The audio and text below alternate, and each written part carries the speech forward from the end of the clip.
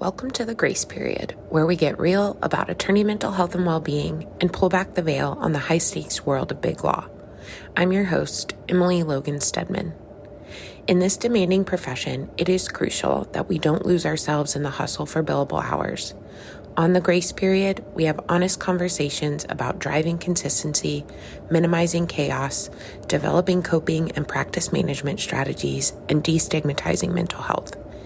It is time to prioritize our shared humanity, to find our grace period. Welcome to episode 10, the last episode of season 1 of the Grace Period. Today, we'll recap this season, share what is to come on season 2, and I'll close by answering some listener questions. Let's get to it. This season on the Grace Period, we defined big law, defined and discussed how to track the billable hour, addressed opening and closing rituals, explained what a master case chart is and how it can be useful, addressed the importance of time management to support your career and well-being, defined what it means to take ownership of your matters, discussed how to nudge and stalk partners, and addressed how to take time off. What a season. I didn't know what to expect when I started this passion project. In fact, I set on this idea for about a year. I finally told my business development coach about it earlier this year, and she was all in, immediately supportive. And that was really all the encouragement I needed to finally buy the microphone, set up the RSS feed, and get going. The feedback and support has been incredible. As of today's recording, the 9 substantive episodes have been downloaded over 1,500 times. I feel like that's a lot, especially for a new and small podcast that relies only on word of mouth and my social media outreach to get listeners. To each of you, I am so grateful. Thank you for giving your time to listen. I do not take it for granted, not one bit. Season 2 will premiere in about 2 months on September 24th, and that's the timing I hope to commit to going forward. 10 weekly episodes, 2 months off, and repeat. Next season, I'll focus on a topic near and dear to me, lawyer well-being. During the next 10 episodes, we will define well-being and lawyer well-being, address the statistics around lawyer well-being, mental health, and other concerns, explore my story and why I am here talking to you about lawyer well-being. We'll discuss tools for improving well-being and preventing burnout, including things like meditation, journaling, therapy, time management. We'll also examine the impact of the billable hour on lawyer well-being and other myths related to the business case for lawyer well-being. If there are specific topics related to lawyer well-being that you would like me to address on season 2, please reach out on LinkedIn, Twitter, by email. I'd love to hear from you. Finally, to conclude season 1, I want to answer some of your questions. Question 1, did you ever feel lost? And if so, how did you ever overcome that feeling? Did I ever feel lost? Of course, I'm a human. Specifically in 2019 and 2020, I burned out. I reached a very, very low point, and I ended up questioning whether I wanted to leave the law altogether. And it was really that experience that pushed me to open up about lawyer well-being and mental health for attorneys. I'll share more about that story in season 2. For now, I'll talk about how I overcame that feeling. 1, I got help. I continued therapy and started going more often. I also talked to my doctors, my friends, my family, and I shared my story. I overcame it slowly. It took time to regain my confidence, to regain the belief that I'm good at this job and meant to do it. And I overcame it by being patient with myself and mentoring others, showing others that it does not have to be the way it always has been.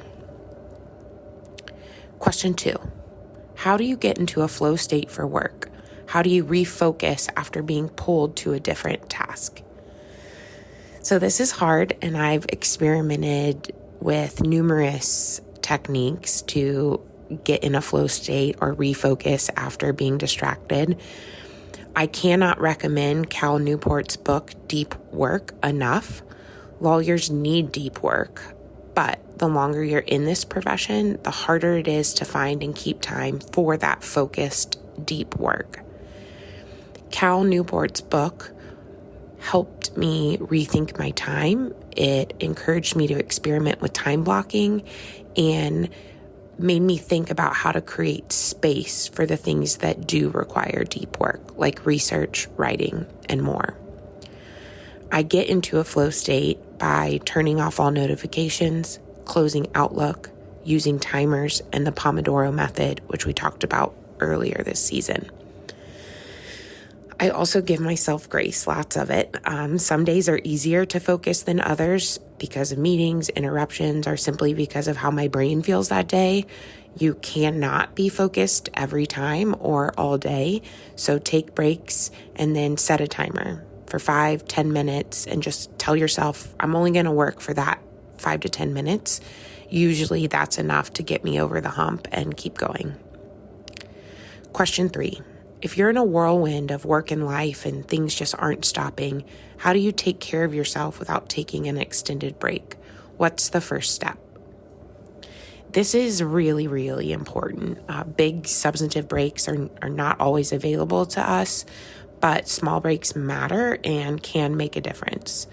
So I do this in a couple ways. One, I try to do one thing each morning and every night that is just for me. That can be as short as a 5-minute meditation or reading for 10 minutes. It can be as long as a workout or a long walk on the lake. During the day, I try to pause between tasks, go to the bathroom, get a snack, listen to a fun song, walk a lap around the building or the floor that I'm on. And I also am really, really, really protective of my sleep. I've had several periods in my career where sleep felt like my only reprieve. That's not ideal by any means, but it's also okay and sometimes the reality. And so having a wind down routine and gentle alarm clock to help me separate from the day and start it off on the right foot has really helped me with this. I use the Hatch alarm clock, and at night I have 30 minutes to read and then a wind down meditation and then some white noise while I sleep. And it turns on about 30 minutes before I'm supposed to wake up, kind of gently wakes me up.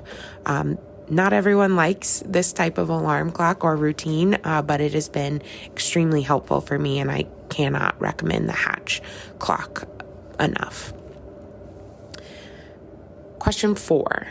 Is it okay to not worry about productivity and efficiency? If yes, when and how do you do that? Is it okay to not worry about productivity and efficiency? 100,000% yes. But of course, I must tell you that I'm not a great example in this space. Thinking about productivity and efficiency is something my parents and teachers would likely tell you is something I've done from a very young age. It is innate for me. It is part of who I am. But that's not always healthy, and I do work to keep it in check. The billable hour, of course, plays into this tendency that I have, but it is important to not let it be all-consuming, no matter how hard that is. So I try to turn this off when deep work is required, for example. So unless absolutely mandated by a client or a budget, I try not to limit myself on research and writing. In terms of time, efficiency is important, but getting it right is also important and often more important. I cannot do my best research or writing when I feel too constrained by productivity and efficiency. So instead, I focus on the output, and usually the efficiency figures itself out. I also try to turn off thoughts about productivity and efficiency when resting. We are humans. We are not machines. Getting a JD and passing the bar does not magically create some superpower in us that makes us immune from needing rest and time to recharge. I'm constantly checking my self-talk around taking breaks and resting. So if things are tidied up, if there's no loose ends or time-sensitive deadlines, I do everything I can to leave the productivity and efficiency urges to the wayside and take a break. Lately, that's been to take naps and really recover from the last couple of years of real intense work. Again, this voice around productivity and efficiency is really loud for me. It's really consistent. And this might sound silly, but I listen to that voice. I hear her out, and then I tell her to shut it. There's science behind telling these thoughts no or stop. And it works, and the voice gets quieter the more you tell it to be quiet. Question 5. What would I tell my younger self about the practice of law? So much. I have about 6 things I would tell Emily in 2013 after she graduated and before she started her clerkship, or in 2016 as she prepared to join Big Law. 1. You are enough. You have the skills and emotional intelligence to do this job. The learning curve will be steep, so be patient with yourself. 2. Believe in yourself. Others will try to knock you down a peg or two, and some of them will succeed. That's okay. Get back up and keep going. You are meant to do this. 3. Know and be yourself. Trust your gut. You are a rule follower, but every time you've colored outside the lines, it has paid off. Keep doing that. 3. Rest when it is slow. Walk away whenever you can. The hectic times will come and will require a lot of you. So let go of the guilt when you have more time and take breaks. Take time for yourself without hesitation. 4. Ask for help. You cannot do this alone. It is not a weakness to sometimes doubt or struggle, so get the help you need and deserve. 6. Brag on yourself. Nominate yourself for awards. Go for it. Being told no is not as scary or hurtful as you think it is. So that's it. Season 1 of the Grace Period is complete. Thank you for joining me. Truly, thank you. I appreciate you being here from the bottom of my heart. Until September, remember, you don't have to sacrifice your well-being for career success. By prioritizing self-care, setting boundaries, and seeking support, you can survive and even thrive in the law and Big Law. Until next time, take care of yourselves and each other. That is the path to our grace period. Disclaimer: this podcast is for informational and entertainment purposes only. It does not constitute professional advice of any kind, including legal advice. No attorney-client relationship is created by listening to this podcast.